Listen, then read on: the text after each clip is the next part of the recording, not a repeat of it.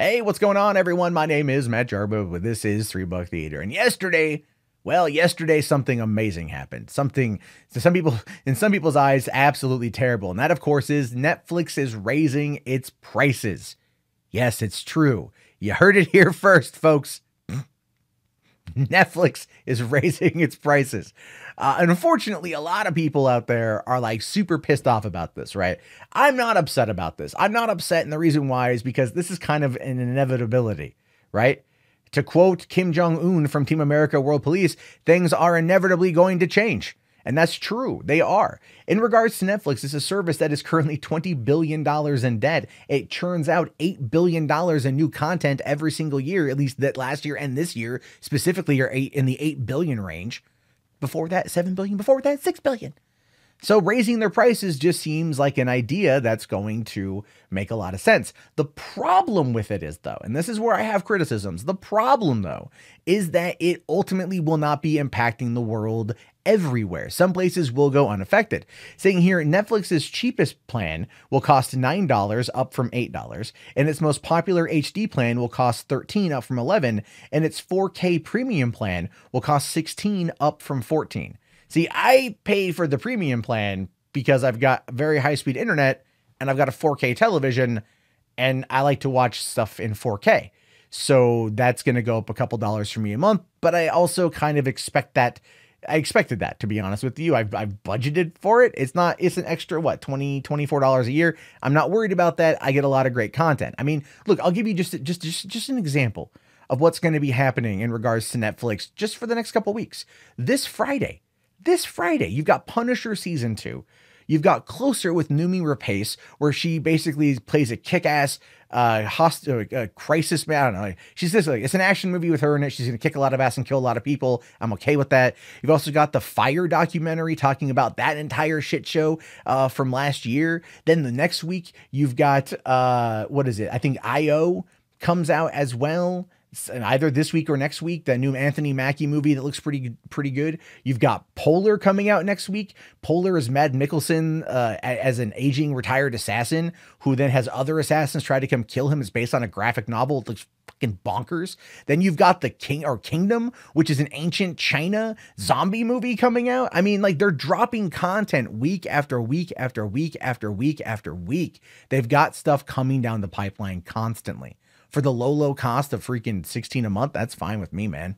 That gives me stuff to watch and stuff to review. Now, I will fully admit, I have a bit of an ulterior motive as keeping it around. I review this content for $3 Theater, link below in the video description, and you guys can check that out. And that's part of my job, part of what I do. But not only, I don't review everything. I also just watch content to watch content. And I don't want cable television because cable television is an insanely high package deal. Look, my girlfriend wanted us to upgrade our cable or upgrade to get a telephone line recently. I have a cell phone. I don't need to get I already pay enough for that. I don't need to get a line.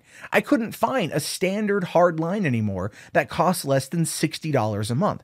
$60 for a hard line. It shouldn't cost $60 for a hard line. The technology was already there. Why is it now considered retro and they're charging more money for it? So going through Comcast, I'd enter into a whole new bundle where I got to pay $140 a month for my phone and my internet.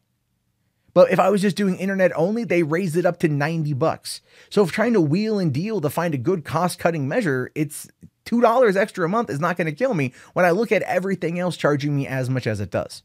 And I don't like it. And now Comcast is sending me damn emails about like, oh, do you want to add television to that? And we're going to lower your bill by $30 a month? Something seems off with that, but that's how they get you. That's how they get you. They're predatory, man. Netflix, it just makes sense.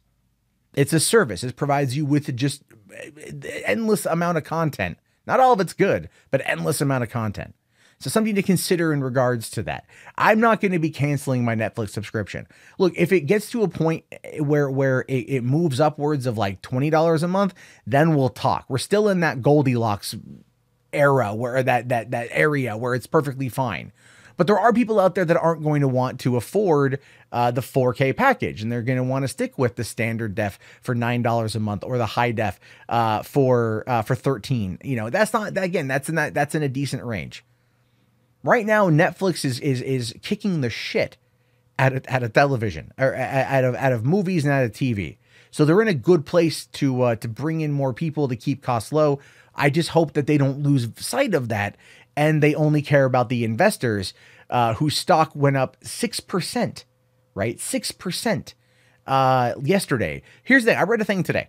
If you would have invested $1,000 into Netflix in 2007, which I was looking to do at the time, I had thought about doing it. I wish I had $1,000 in 2007.